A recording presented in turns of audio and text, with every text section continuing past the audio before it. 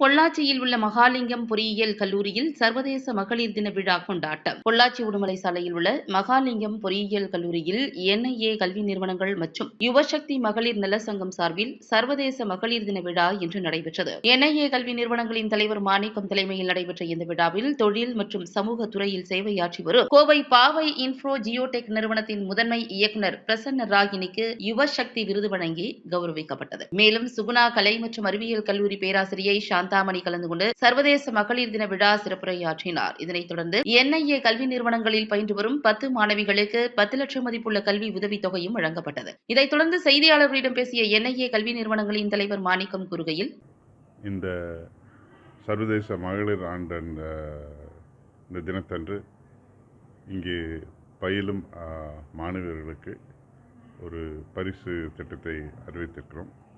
அதாவது MCEட்டில் படிக்கும் 2 மாணவிகளுக்கு வருடம் 25,000 ரூபாய் பரிசும், அது ஊக்கத்தொகையாக அவர்களுடைய மதிப்பெண்களை மனதில் கொண்டு அவர்களுடைய பொருளாதார வசதியை மனதில் கொண்டு இந்த ஊக்கத்தொகை வழங்கப்படுகிறது.